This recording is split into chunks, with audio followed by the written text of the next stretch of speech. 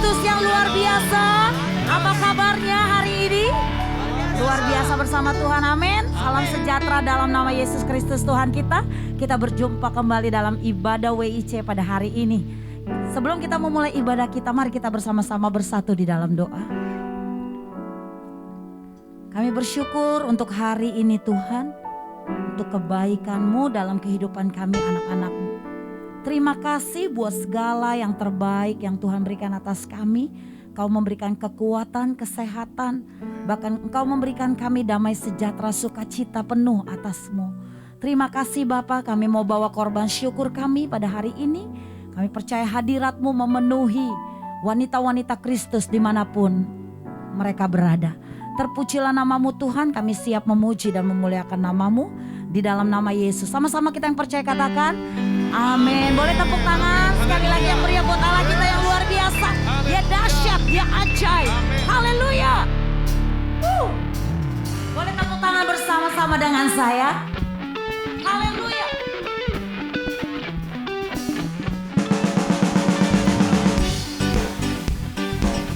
Biar nama Tuhan ditinggikan di rumah-rumah, dimanapun ibu-ibu berada. Kita tetap menyembah Tuhan, amin. Haleluya.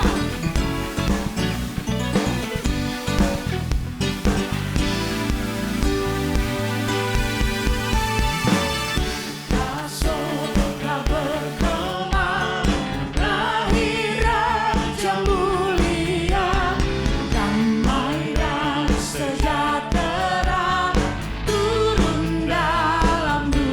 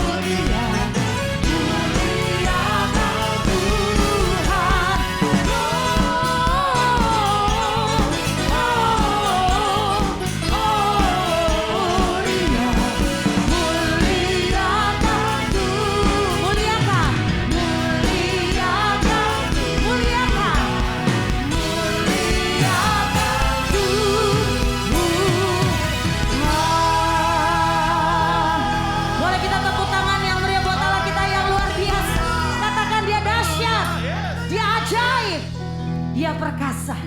Mari kita tundukkan kepala kita. Kita nikmati hadirat Tuhan. Pengorbanannya yang begitu luar biasa bagi setiap kita anak. Terima kasih Bapak yang baik. Haleluya.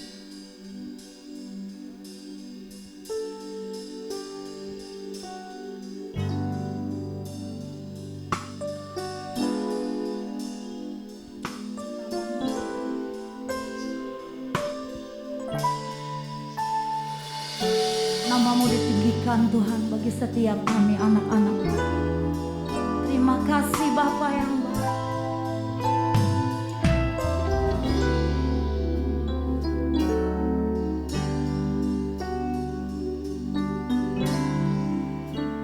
Seorang anak telah lahir untuk kita, seorang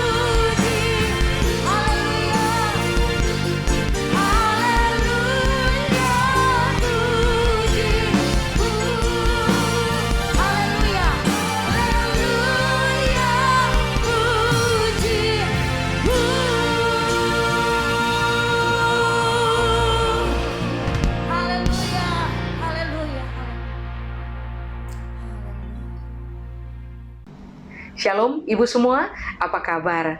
Saya secara pribadi berdoa kiranya Ibu semua tetap berada dalam keadaan baik, sehat, kuat, dan dilingkupi oleh damai sejahtera yang bersumber dari Tuhan.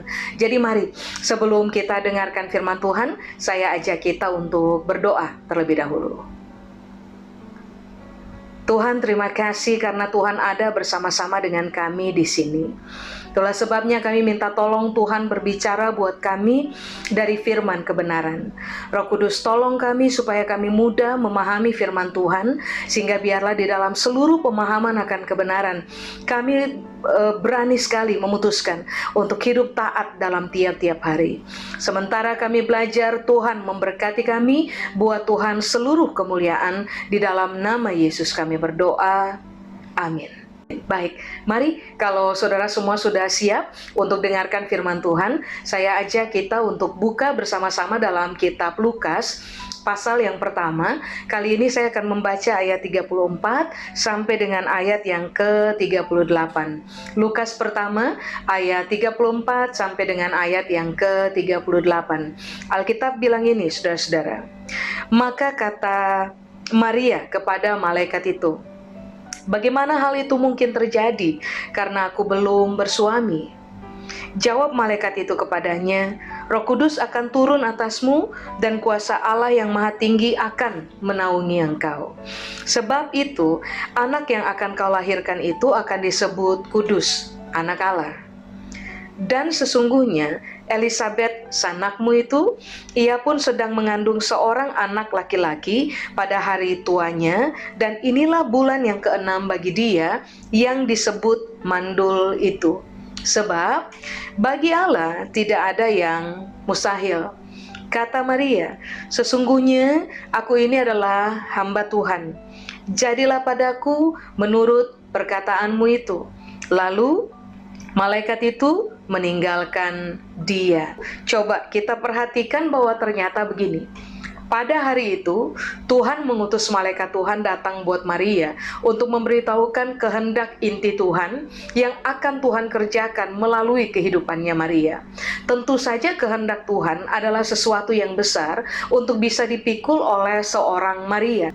Kalau sampai Maria bersetuju dengan kehendak Tuhan dalam kehidupannya, maka Maria akan menghadapi proses yang berat, satu, dan yang kedua adalah dia akan berhadapan dengan konsekuensi yang berat pula. Seperti kita ketahui bersama bahwa pada zaman di mana Maria hidup, seorang perempuan yang kedapatan mengandung tanpa sebuah pernikahan yang kudus, biasanya mereka akan berhadapan dengan hukuman masyarakat, yaitu hukuman rajam dengan batu sampai mereka kehilangan nyawa. Atau mereka bisa berhadapan dengan hukuman yang kedua, yaitu begini.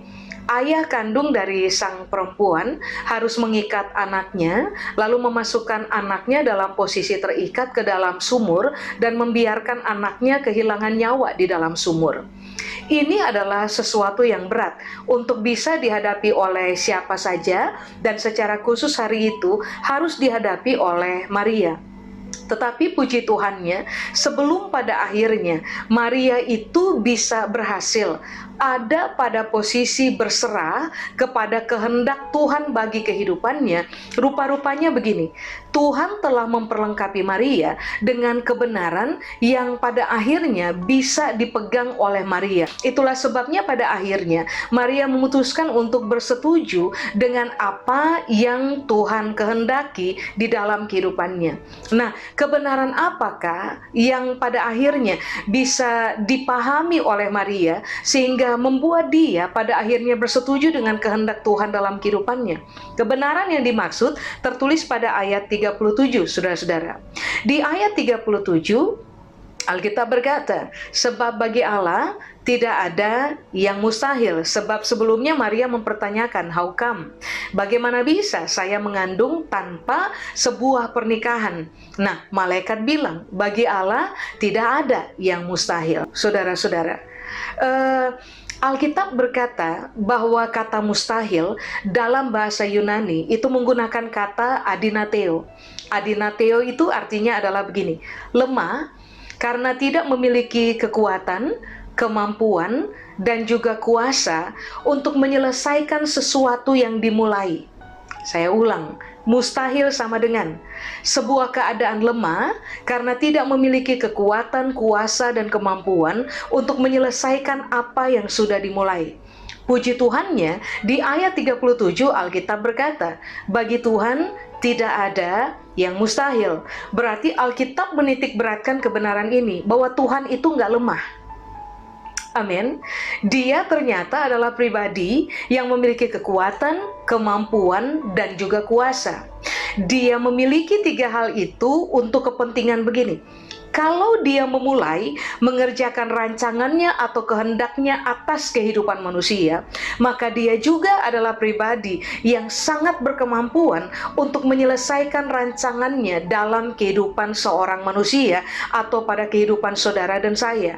Dengan kata lain, hari itu Maria memahami bahwa kalau Tuhan telah memulai rancangan untuk diberlakukan melalui kehidupan Maria, maka Tuhan akan bertanggung jawab untuk memastikan bahwa apapun yang dia rancangkan itu dapat terselesaikan dalam hidupnya Maria. Begini, saudara-saudara, semua kita tahu, Tuhan memperkenalkan dirinya sebagai Alfa dan Omega, yang memulai segala sesuatu dan juga yang menyelesaikan segala sesuatu, berkaitan dengan rancangannya, berkaitan dengan kehendaknya. Atas dasar kebenaran inilah yang membuat pada akhirnya Maria dapat berkata pada ayat 38, sesungguhnya saya ini adalah hamba Tuhan. Nah, ini menarik. Saudara-saudara, setelah dia memahami realita tentang Tuhan hebat, Tuhan yang tidak lemah, Tuhan yang adalah Alfa dan Omega, menariknya adalah begini, dia kemudian memposisikan dirinya pada sebuah posisi yang benar. Hari itu dia berkata, saya ini cuma hamba. Kata hamba di situ, saudara-saudara, bahasa Yunani menggunakan kata doule. Doule itu artinya adalah begini, seorang hamba perempuan yang di dalam kesadaran menyerahkan dirinya untuk mengerjakan kehendak Sang Tuhan dan memilih untuk mengabaikan kepentingan diri sendiri. Jadi coba saudara bayangkan, hari itu setelah dia paham betul siapa Tuhan, Maria akhirnya berkata, Tuhan, saya ini cuma hamba perempuan. Dan di dalam seluruh kesadaran yang saya punya, saya menyerahkan diri saya untuk mengerjakan Tuhan punya kehendak. Kalau toh saya punya kepentingan di dalam diri saya, maka saya akan mengabaikan kepentingan tersebut. Tahukah saudara bahwa keputusan Maria hari itu dengan cara memposisikan dirinya pada posisi yang benar, ternyata pada akhirnya membuat sehingga pada akhirnya rencana Tuhan, rancangan Tuhan terlaksana mutlak dan itu bisa diselesaikan. Hasilnya adalah saudara dan saya hari ini bisa ada pada posisi diperdamaikan dengan Tuhan. Semua dosa atau bahkan pelanggaran kita telah dihapuskan oleh Tuhan. Lalu begini, Dia mengaruniakan karya keselamatan kepada kita dan Dia memberikan kepada saudara dan saya kehidupan kekal. Coba imajinasikan, seandainya hari itu malaikat Tuhan tidak mewahyukan kepada Maria kebenaran mengenai siapa Tuhan. Seandainya hari itu Maria tidak mengalami apa yang saya sebut dengan istilah enlightenment, sebuah pencerahan dalam cara berpikirnya bahwa Tuhan adalah pribadi yang bukan lemah, tetapi memiliki kuasa, kemampuan, dan kekuatan untuk menyelesaikan semua rancangan yang telah Dia mulai, maka saudara dan saya nggak ada. Puji Tuhan hari itu Maria mengalami enlightenment sehingga dia dapat memposisikan dirinya pada posisi yang benar. Sehingga pada akhirnya semua yang Tuhan telah rencanakan itu berjalan dengan baik. Amin.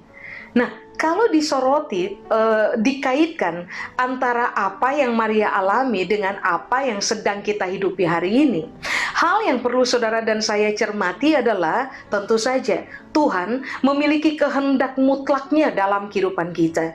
Dia berkata, Alkitab berkata bahwa sebelum bumi ada, Tuhan telah menyelesaikan rancangannya yang berkaitan dengan kehidupan saudara dan saya. Waktu kita hadir di bumi, kita hadir dengan membawa kehendak Allah. Persoalan kenapa saudara dan saya tidak hidup dalam kehendak Allah, bahkan memberi diri secara sadar untuk mengerjakan kehendak Allah dalam kehidupan kita, rata-rata adalah karena begini, kita ini tidak mengalami enlightenment, kita tidak mengalami pencerahan, bahkan pemahaman akan kebenaran mengenai siapa Tuhan yang telah menyusun rencana hebatnya bagi kehidupan kita.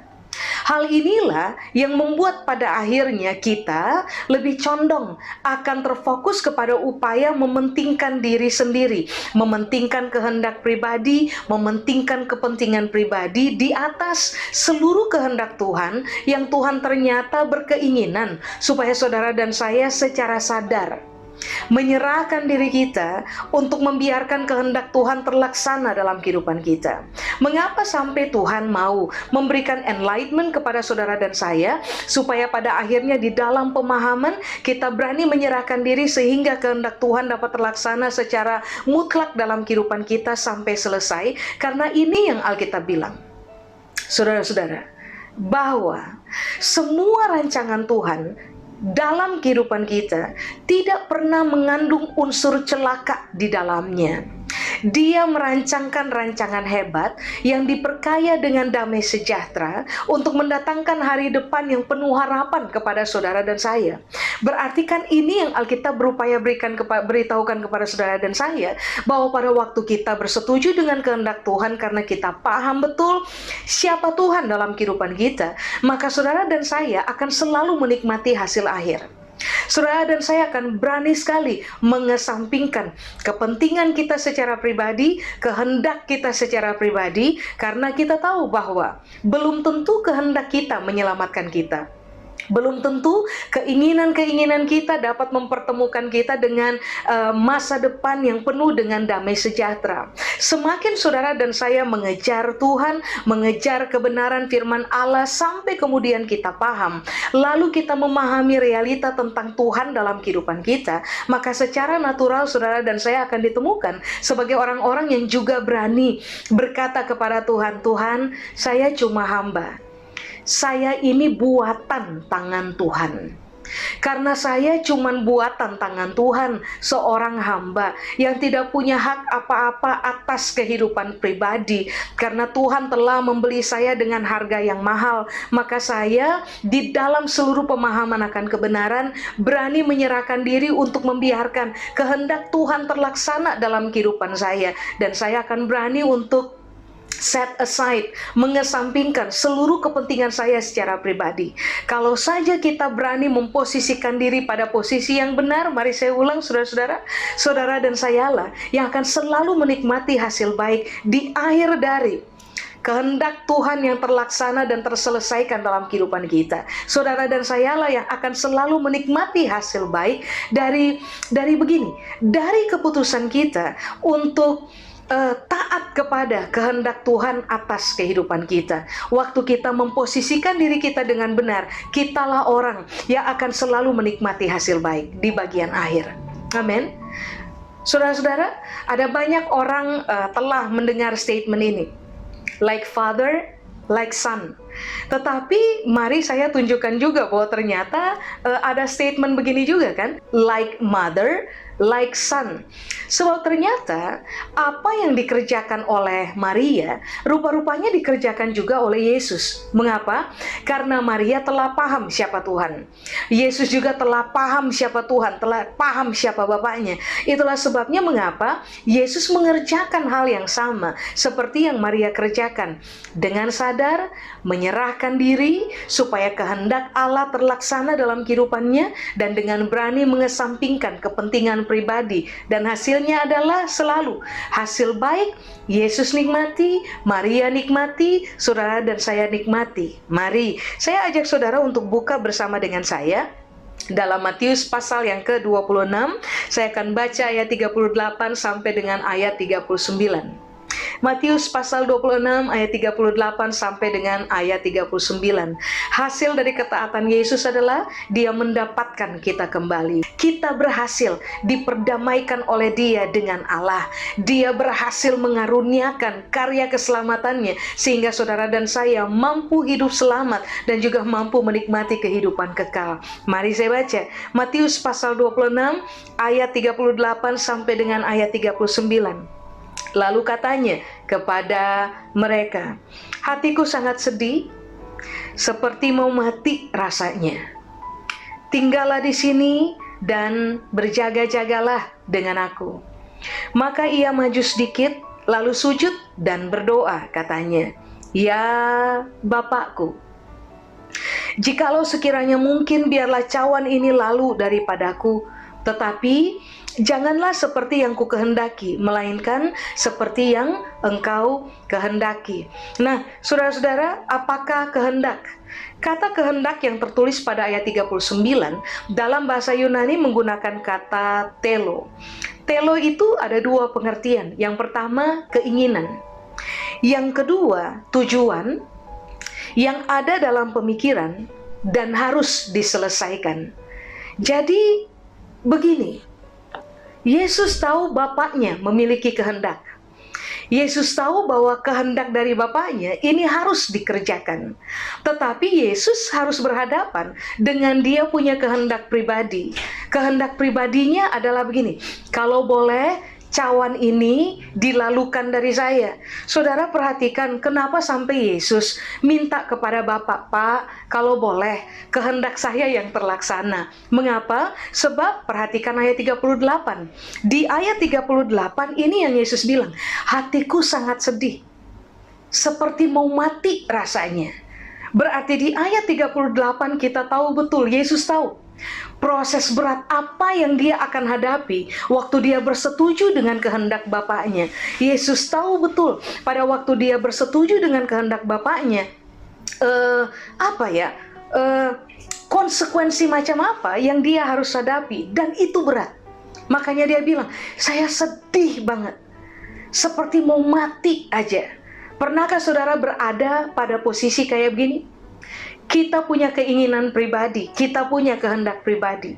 Lalu tiba-tiba Tuhan datang dalam kehidupan kita dan dia memberitahukan kehendaknya untuk kehidupan kita, dan dia menggiring kita, menuntun kita supaya pada akhirnya kalau kita menyerahkan diri untuk mengerjakan kehendak Allah, maka di bagian akhir setelah kehendak itu terselesaikan, saudara dan saya lah yang akan menikmati hasil baik. Nah, semua kita pasti pernah ada pada posisi itu tuh. Tuhan menyatakan kehendaknya. Dan kita tahu bahwa untuk mengerjakan kehendak Tuhan, saudara dan saya harus masuk dalam sebuah proses yang berat.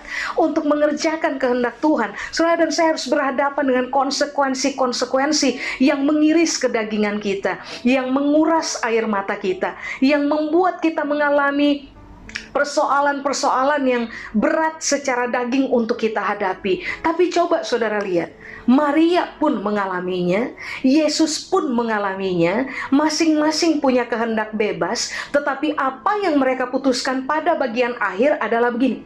Mereka tahu Tuhan itu siapa. Bahkan Yesus memanggil Tuhan dengan istilah Bapa. Berarti Yesus memiliki pengenalan dan pemahaman yang solid terhadap Bapaknya. Karena pemahaman bahwa Tuhan tidak pernah dalam rancangannya akan mendatangkan celaka bagi kehidupan kita, maka itulah sebabnya mengapa sekalipun Yesus memiliki keinginannya secara pribadi, dia mampu juga berkata bahwa bukan kehendak saya yang terjadi, biar kehendak Bapa saja yang terjadi. Dan kemudian kita paham, setelah doa Yesus yang itu, dia ditangkap. Dan proses berat pun dia jalani sampai pada akhirnya dia menyerahkan nyawa di atas kayu salib. Tapi coba saudara lihat, dia mati karena dia menyerahkan nyawanya di atas kayu salib. Tapi puji Tuhan, Tuhan yang kita sembah bukan Tuhan mati, bukan Tuhan yang dikalahkan oleh maut. Tuhan yang saudara dan saya sembah adalah Tuhan yang telah mengalahkan maut, karena pada hari yang ketiga Dia bangkit dari antara orang mati. Karena karya kebangkitannya, saudara dan saya bangkit. Karena kehidupannya, saudara dan saya memperoleh kehidupan. Karena ketaatan Yesus kepada kehendak Allah, walaupun Dia harus melampaui proses berat. Saya ulang, saudara dan saya dapat menikmati karya keselamatan, saudara dan saya dapat menerima anugerah Allah, yaitu kehidupan yang kekal. Mengapa? Sederhana saja prinsipnya. Maria dan Yesus tahu siapa Tuhan yang sebenarnya. Maria dan Yesus tahu bagaimana memposisikan diri dengan benar. Maria dan Yesus tahu bagaimana begini, secara sadar menyerahkan diri, membiarkan kehendak Bapa terlaksana, dan mengesampingkan kehendak pribadi, sekalipun mereka juga tahu proses berat memang harus dihadapi. Pertanyaannya sekarang adalah begini, proses berat apa yang saudara dan saya sekarang ini sedang kita hadapi dalam perjalanan tiap-tiap hari? Mengertilah, selama ini adalah bagian dari kehendak Tuhan buat kita. Contoh, saudara dan saya harus hidup dan bertahan dalam prinsip benar, walaupun kita mengalami proses aniaya, proses yang berat.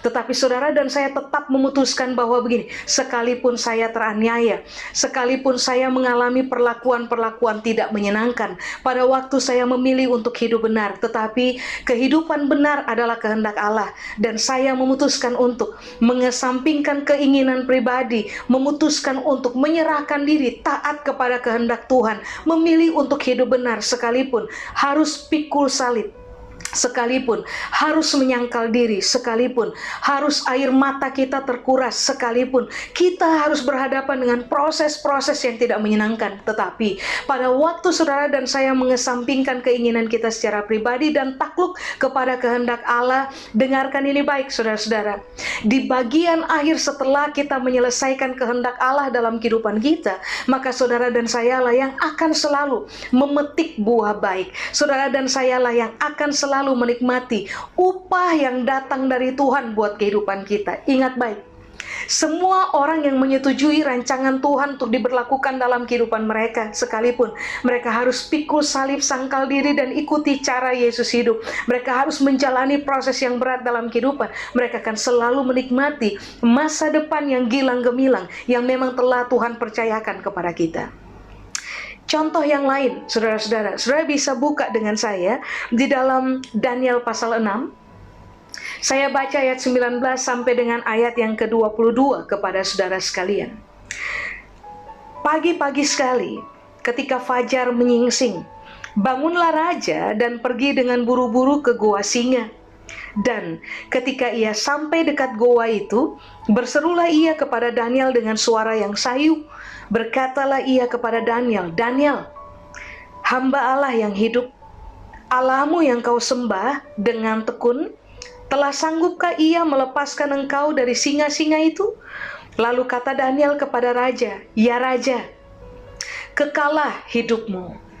Allahku telah mengutus malaikatnya untuk mengatupkan mulut singa-singa itu, sehingga mereka tidak mengapa-apakan aku.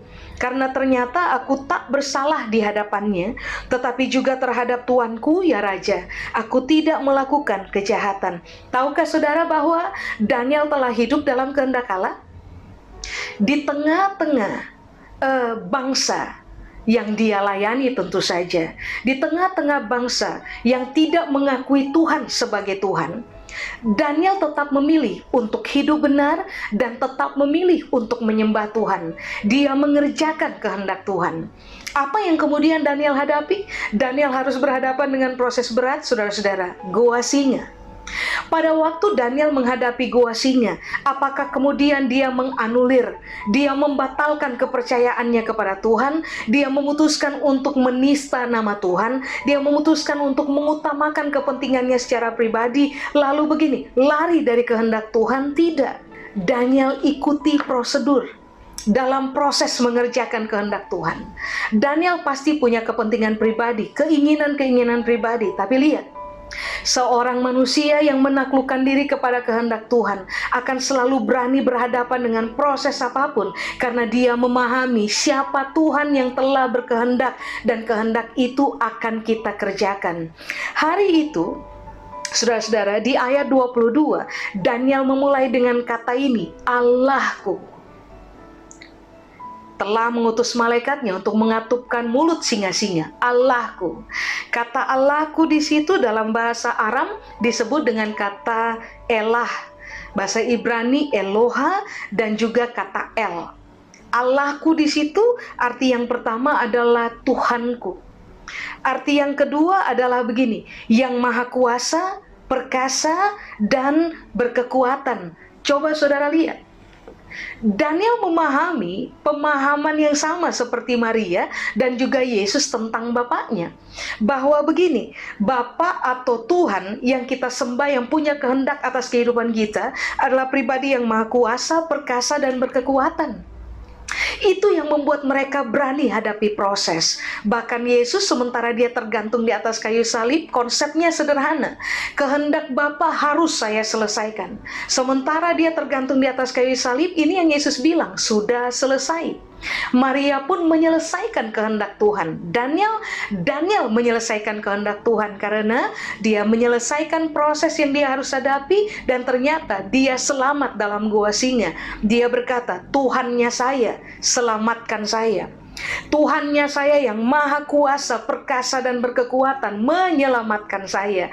Tapi pengertian yang ketiga dari kata Allah di situ adalah begini, Immanuel. Berarti dengan kata lain Alkitab bilang Daniel paham betul siapa Tuhan dalam kehidupan, sampai dia berani berkata, Immanuel, Tuhan yang menyertai telah menyelamatkan saya. Itulah sebabnya mengapa, mari saya ulang saudara-saudara, semua orang yang berani mengesampingkan kepentingan pribadi, lalu menyerahkan diri secara sadar untuk takluk diri kepada kehendak Tuhan, adalah orang-orang yang selalu akan menikmati hasil baik dalam kehidupan mereka. Mengapa kita bisa melakukannya? Sederhana saja, karena kita paham siapa Tuhan yang berkehendak dalam hidup kita, dan kita telah memposisikan diri kita ada pada posisi benar, hamba, anak, orang yang takluk diri kepada seluruh kehendak dari Sang Maha Hebat itu dalam kehidupan kita, di dalam nama Yesus Kristus. Amin. Saya mendorong saudara-saudara sekalian untuk begini, cari tahu kehendak Tuhan, posisikan diri dengan benar. Pahami bahwa Tuhan tidak pernah salah pilih orang. Tetapi pahami juga, waktu saudara dan saya bersetuju untuk mengerjakan kehendak Tuhan, kita akan menghadapi proses berat. Tapi ingat ini dengan baik, Immanuel selalu beserta kita. Setelah kita berhasil menyelesaikan kehendak Tuhan dalam kehidupan kita, kitalah yang akan tertawa di bagian akhir. Kitalah yang akan menikmati upah dari Tuhan. Kitalah yang akan mengecap buah baik bagi hidup kita sampai kepada kehidupan kekal.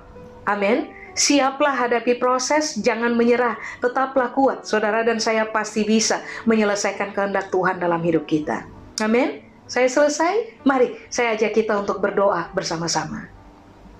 Tuhan, kami berdoa, kiranya seluruh kebenaran ini Tuhan materaikan dalam pemahaman kami, dalam perenungan kami, supaya pada akhirnya di dalam pemahaman kami berani untuk mengesampingkan keinginan kami secara pribadi, menyerahkan diri kami untuk takluk mengerjakan kehendak Tuhan, sampai kehendak Tuhan terselesaikan dalam hidup kami. Waktu kami harus menjalani proses yang berat, konsekuensi yang sukar, kiranya Tuhan memberikan kepada kami kekuatan, keyakinan yang mengakar terhadap kebenaran, supaya pada akhirnya kami jangan menyerah di tengah jalan, tetapi kami mendapat kekuatan untuk menyelesaikan kehendak Tuhan atas kehidupan kami. Supaya pada akhirnya kami dapat mengecap buah baik, kami dapat menerima upah yang berasal dari Tuhan, kami dapat menari setelah kami meratap.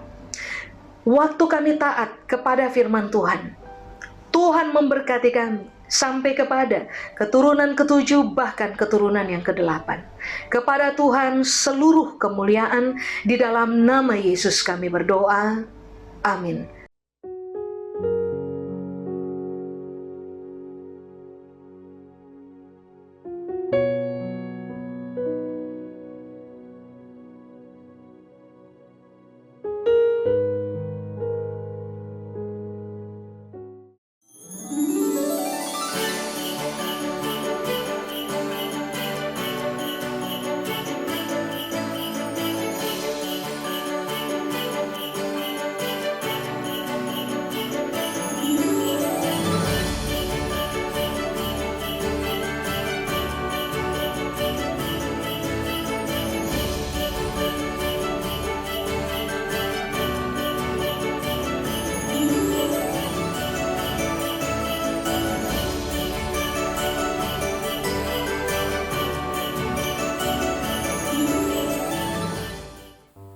Bapa, terima kasih buat hadirat-Mu pada hari ini Bapa. Kami bersyukur untuk semua kasih dan kuasa-Mu yang terus melimpah bagi setiap kami. Kalau hari ini kami diberikan kesempatan untuk memberikan persembahan, Engkau Tuhan memberkati setiap anak-anak-Mu, Engkau menguduskan setiap persembahan yang ada. Untuk persembahan ini dijadikan memperlebar kerajaan Tuhan di muka bumi ini. Kau memberkati setiap usaha anak-anak-Mu Tuhan. Kau memberkati ibu-ibu yang luar biasa, yang takut akan Tuhan. Kau memberkati keluarga, bahkan anak-anak, suami mereka. Apapun yang dikerjakan, Tuhan yang buat berhasil dan beruntung. Terpujilah nama-Mu Tuhan, kami siap memberi. Di dalam nama Yesus kami telah berdoa dan mengucap syukur. Haleluya. Amin. Mari kita akan menyelesaikan ibadah ini bersama dengan berkatnya Tuhan. Ayo mari kita bangkit berdiri, kita buka hati dan mengangkat kedua tangan dan kita terima berkat Tuhan. Kekasih-kekasihnya Tuhan, para wanita umat pilihannya Tuhan, janganlah takut dan gentar hatimu, tapi yakin dan percayalah engkau pilihan Tuhan. Nama dan wajahmu terukir di telapak tangannya Tuhan. Dan Tuhan sangat mengasihi engkau. Jadilah kuat, jadilah semangat. Dan bersama dengan kekuatan dari Tuhan, jadilah pribadi-pribadi yang menjadi berkat buat suami, buat anak-anak, buat keluarga, bahkan buat Indonesia, bahkan buat dunia ini dimanapun Tuhan menempatkan engkau. Di dalam nama Bapa dan Anak dan Roh Kudus, dalam nama Tuhan Yesus yang percaya, berkata bersama-sama dengan saya, amin. Haleluya, puji Tuhan. Tuhan memberkati kita semua.